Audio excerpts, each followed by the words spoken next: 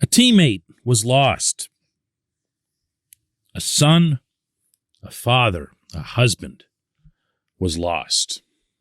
A life was lost. Good morning to you. Good Monday morning. I'm Dejan Kovacevic of DK Pittsburgh Sports. This is Daily Shot of Steelers. It comes your way bright and early every weekday.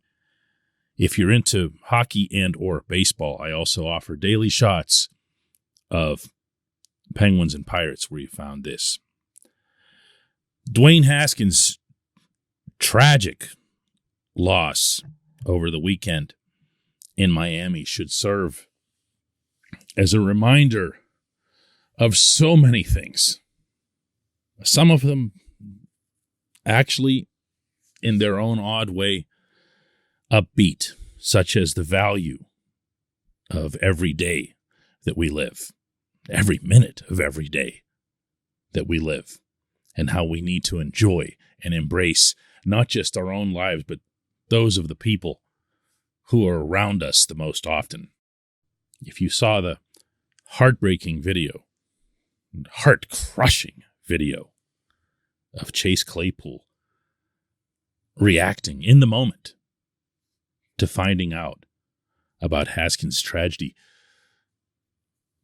among the first words that he spoke were, "I was just with you.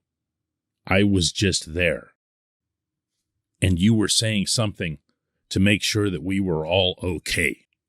Nobody ever knows when or where or how, but they do know that there will be an end. And that any impression that gets made is either the lasting impression or it contributes toward the lasting impression. All of Haskins' time with the Steelers came in the two pandemic years. And most unfortunately, from a purely personal perspective, I didn't get a chance to know him the way I've gotten to know most of the athletes I cover. In fact, as memory serves, I had one total face-to-face experience with the young man that was at training camp at Heinz Field last summer. But what I can share here with you with confidence is that this was a young man who was very, very popular with his teammates and with his coaches. And not just in the way that you would describe after a tragedy like this, where you're, looking for things and trying to find something nice to say. This was very visible on a daily basis.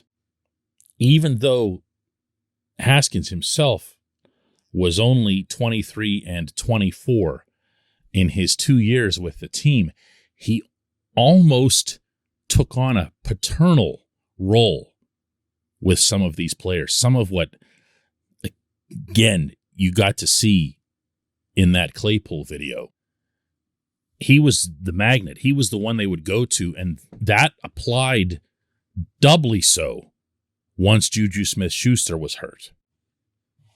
And it's probably unusual to think about in this sense because, he was the one who wasn't playing. He was the third stringer. He was the one who was trying to work his way back into a starting role. And some of these guys were currently starting. They were looking to him. But really, when you think about it, you think about his background and his pedigree and his personality, it all kind of makes sense. He was the one who they were watching when he was at Ohio State. Was a big star, and then getting the number 15 overall pick to Washington, and then starting right away for that franchise. He's the one that they saw succeeding well before their chance to do so. And on top of that, there was that personality, a welcoming, inviting, fun personality. And within that personality was a person. And my goodness, all of us, myself included, I'm no exception to this, can forget that they're humans. I'm not going to lie to you here. After After Haskins' passing, one of the things that I did, mostly just as a self-examination exercise, I guess you could call it, was to kind of rewind and do a search on our website and on some of these shows and some of the titles and some of the verbiage that was there in the headlines. And fortunately, I came away mostly, clean on this count. And that's not to suggest that these players shouldn't be criticized. Their performance is right there for all of us to see. They know what they're getting into when they get into it. They're in the arena. That's something Mike Tomlin talks about all the time from his own perspective. But there's a pretty stark difference between criticizing performance, even future performance or potential, and going after the person. And in Haskins' case, that began in a big way in Washington, and to an extent, not anywhere near as great an extent, it followed him to Pittsburgh. And even beyond him, the way we'll refer to these men and women who participate in sports, mostly out of their own competitive spirit, but also partially for our entertainment, we've gone too far.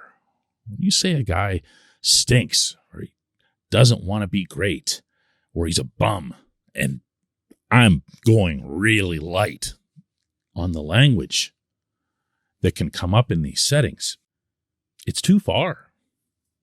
When somebody's critiquing the symphony or a fashion show or artwork, they'll go at the performance. They'll go at the work that's in front of them. But you won't have them go, that person stinks and they're not a worthwhile human being. And then we start evaluating them based on, community contributions and everything else. This only happens in sports and maybe to some extent politics, which of course are really nasty and personal and everything else. But this is not public service sports, It's not. And these are people. They're not objects in fantasy football. They're not digit dots on a Madden video game. And they're not there for people like you and me to dehumanize on a regular basis.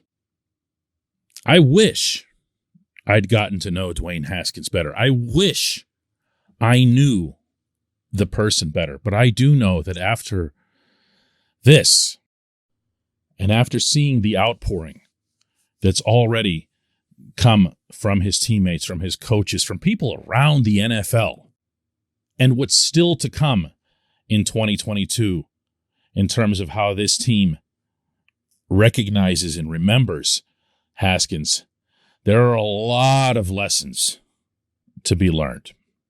When we come back, just one question. And today's J1Q comes from Doug, and I'm going to take the unusual step of reading the last portion of Doug's question first, because I think it's fairest to him to do it this way. Doug says, I certainly understand if you don't want to start addressing roster positions with the tragedy so fresh in everybody's minds. Nevertheless, I couldn't help but wonder about this. Now I'll read you his question. He says, with the horrible, tragic events of Saturday, does that push the Steelers closer to drafting a quarterback? Because with Josh Dobbs having signed with Cleveland the day before, that only leaves two quarterbacks on the roster, and I don't really see the Steelers signing two guys to fight for QB3. The first thing I'll say, Doug, is that I don't have any issue with you asking the question, particularly the way you phrased it. I can assure you that the business of football has already gone on over on South Water Street. And in particular, I appreciate the respectful way that you qualified what you were asking. I I saw your question and I thought to myself, really, do I want to do this in terms of even giving an answer?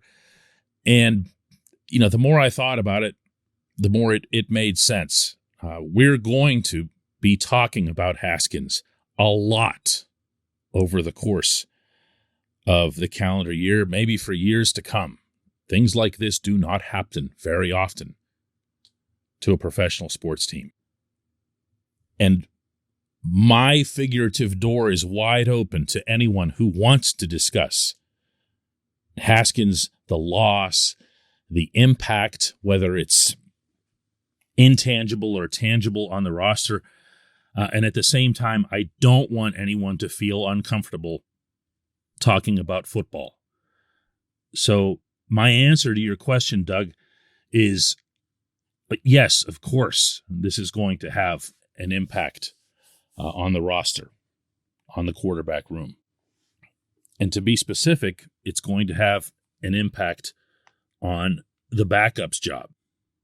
Because the way this was lining up, Mitch Trubisky was going to be at least the default starter, and then you were going to have Mason Rudolph and Haskins competing for the backup job. But here again, see, this is where you can't really avoid this subject. Mason and Dwayne had become really good friends. Like, not just, in terms of like, yeah, we're teammates and we're competing, but we like each other. They had become friends. And yeah, I'm not going to pull this off, am I?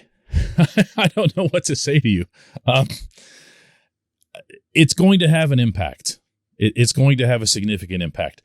If you're a longtime listener, you'll know that I never ruled out that Haskins could achieve anything that he'd set his mind to in Pittsburgh, including in 2022. And for the record, neither Kevin Colbert nor Mike Tomlin at any point, including after the signing of Trubisky, ruled out that Haskins could compete for that job. And if you think about it, just stop and think about it yourself. If they'd gone into Latrobe with those three quarterbacks and Haskins shined kind of like the way he did over the first 2-3 weeks last summer, don't tell me he wouldn't have gotten at least a chance, that the thought wouldn't have crept into their minds, hey, what are we doing here? This was a number 15 overall pick. Maybe we see what he's got, Yeah, it's going to have an impact. It's going to change the way the team is put together, but I also think more than anyone it's going to impact, and I'm talking now just in the football sense, Rudolph, because I really thought there was a chance that Rudolph was going to get traded or even asked to be traded, because it was going to look like he's getting locked down in Pittsburgh, especially so if Haskins had come in. And now imagine on top of that, and I think this is what you're actually asking about, Doug, if a quarterback was going to come in via the draft. I don't believe that anything was going to impact the Steelers' wish to draft a quarterback in one direction or the other. If they've made up their minds to go pursue what they see as the quarterback of the future, if they see Malik Willis as being that guy, they were going to do that regardless of the quarterback situation in their current room. But yeah, we'll talk football. We'll talk Haskins. We'll talk about anything at all that you've got related to this team. And we'll get back to doing that tomorrow. Thanks so much for listening.